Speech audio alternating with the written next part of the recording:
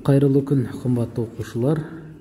Бүгүн Дулат Исабековдин Әпке драмасынын өзүндө демиз. Окуу максаты автор бейнеси менен кейипкерлер карым-катынасынын тилдик көрүнүшүн талдоо.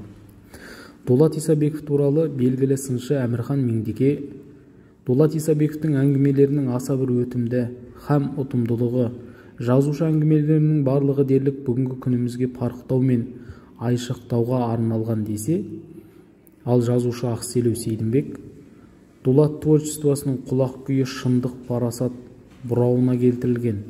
Ол жазган дүниелерден адамзат әулет үшін жанын жаялык этетін күй шөжіренің қоңырыны естіліп тұрғандай деген сөзінде жазушыны танумен бірге шығармашылық мұрасын, ондағы басты белгілерді тап басу айқын аңғарылады. Жазушы Дулат Исабековтың өмір баянына тоқтала кетсек, ол кісі 1942 жылы Оңтүстік Қазақстан облысы Сайрам ауданында дүниеге келген. Жазушы драматург, Қазақстан Республикасының мемлекеттік сыйлығының иегері, Әл-Фараби атындағы Қазақ мемлекеттік ұлттық университетін бітірген. Қызметтік жолын 1967-68 жылдары Қазақстан Республикасы телевизия және радио хабарын тарату жөніндегі мемлекеттік комитетте аға редактор қызметін атқарған.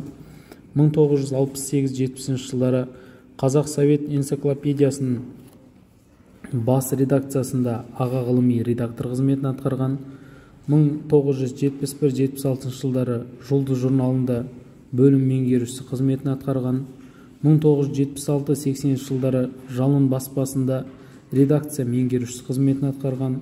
1980-88 жылдары Қазақстан Республикасының мәдениет министр репертуарлық редакциялық коллегиясының бас редактор қызметін атқарған.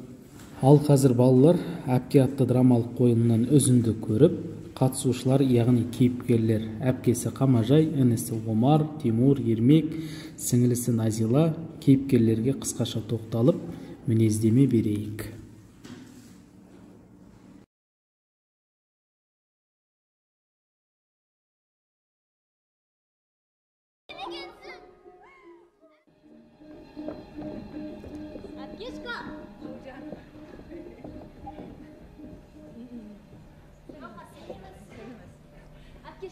Бүгін бар ғой, Гаухар екеуміз таң атқалы беріп тамақ ішкен жоқ.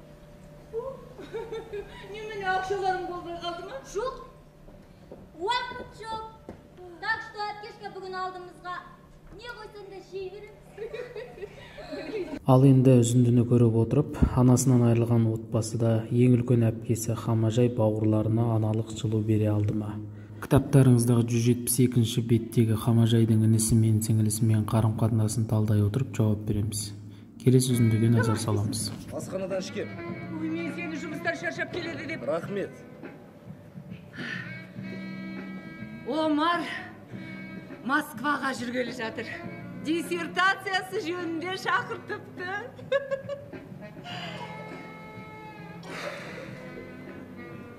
Тағы да ақша құрта ма? Енді өз стипендиясы өзіне жетеді ғой. Жарайды. Баруына жетеді. Одан соң не істемек? Бір мәнісі табылар. Диссертацияны абыроймен қорғап шықса. Ай, мамуля. Көп болды ғой соны сандалғанына. Не Платон болам деп жүрме? Платон болмаса да азамат болар. Ағам ғой әйтеуір. Мамуля, кешкісін мен бір досым үйіне баруым керек еді. Қолың тисе, костюмді түтіп қойшы. Ай, ұмытып кетпін.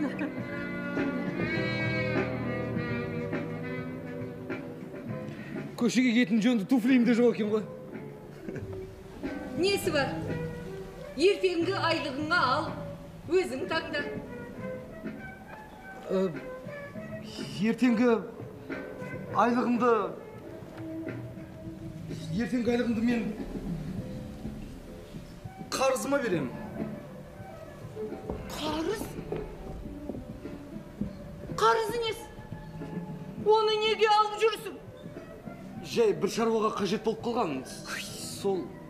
Бір шаруаға? Омар Москваға жүргелі жатыр. Енді жүрсе қайтпек. Естідім ғой, естідім. Неменеге қайталай бересің? Неменеге қайталай бересің? Барсын! Барады ғой, барады. Неге зіркілдейсің? Не болған саған? Бұрын мұндай мінезің жоқ еді ғой. Бұл үзіндіде Қамажайдың ортанша інісі Тимур мен Қамажайдың қарым-қатынасын көріп отырғандай, Тимур бейнесі сіздерге қандай ой салды? Осы сұраққа жауап беріп, келесі үзіндіге көңіл аударамыз. Енді қоштасайық. Бірнеше күн бойы жолыңды тосқанымда маған арнағаның осы бір-ақ сағат болғаныма. Қамажай, кішкене жүре тұрсақ қайтеді? Жоқ, мен болмасам кішкентайымыз ұйықтамайды. Ал менің әлгі сөзіме сол күйі жауап бермедің ғой. Қабен ол қиын сияқты. Бір сағатқа қиып кете алмай тұрып жүрген інілерімді өмір бақи қалай қиып кетемін? Мен олардың әпкесі емеспін. Анам көз жұмған сәттен бастап, мен олардың анасы болғанмын. Саған үйлену керек. Ал маған інілерім мен сіңлімді тәрбиелеу керек. Қамажай, сенің уайымшылсың. Қойшы осындай сөздерді. Екеуміз үй болған соң, кішкентай ермегімізді қолымызға аламыз. Маған қалғанда да кішкентай. Онда бәрінде қолымызға аламыз. Жоқ, ол болмайды. Мүлдем қисынсыз.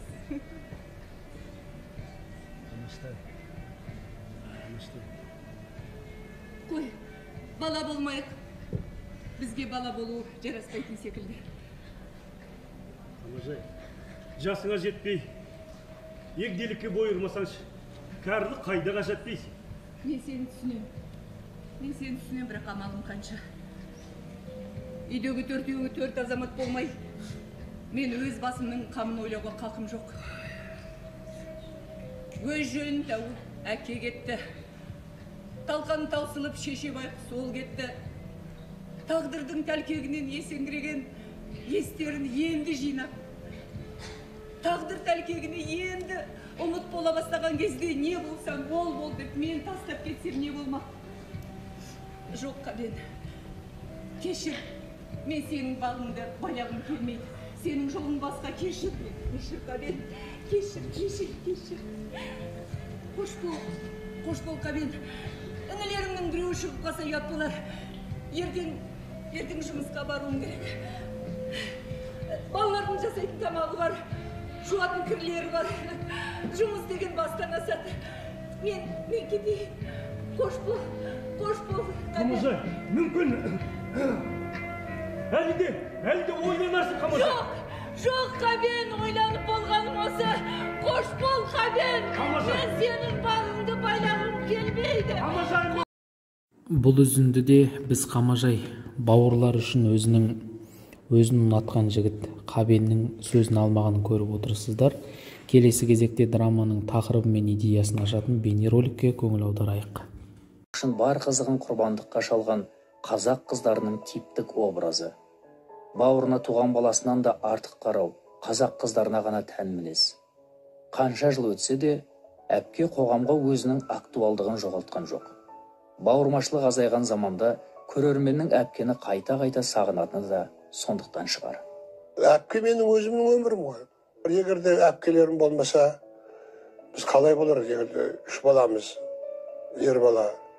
Күйеуге тек біткен әпкелерім кезек-кезек келіп, үлкен ағам 10-шы класста оқиды. Әкеміздей болып кетті деп жүрміз ғой енді. Бір жыл болды, қайтыс болғанда бара жатырмын. Менен үлкен сияқты көрінен сөйтсем, 6 жас па, 5 жас па, сондай ақын ғой арамыз. Міне сол үшеуміз қалдық қой енді. Ол кезде ол 10-шы класста оқиды. Бауыр тауып береді, шешеміз жоқ деген. Осы сөзді мен айта аламын ба қазір мәселе? Осы сөзді айта алатын адам бар ма қазір? Өз баласын тәрк етіп, бауырларды бірінші орынға қойған. Содан кейін ауылдағы елдің бәрінің қиындықтың бәрі әйел адамдардың иығына түсіп жатты. Ол иығынан кетпендер қалай түспесе, елдің ауыртпалығы олардың иығынан солай түспей жатты. Соның бәрі шыдады, көнді, және колхозда бір тиын еңбек ақы алмай жұмыс істеуге мойын сұнды. Міне сонан барып, солардың бәрін көре отырып, мен қалай әпке туралы жазбаймын. Міне оқушылар көріп отырғандарыңыздай әпке драмасы өмірден алынғанын көреміз. Қазақ қызының бауырмалдылық ниеті мен пейілінің символы болған әпке пьесасының мазмұны қандай? Әпке драмасының кейіпкерлерін атаңдар. Хамажай іні сіңілерін бағып қағуға қандай қиындықтардан өтті?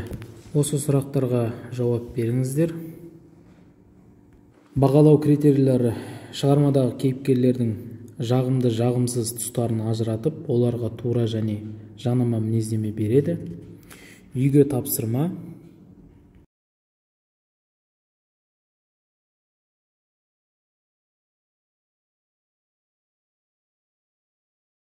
пьеса кейіпкерлеріне тән қасиеттерді топтастыру және мінездеме беріп топтастыру.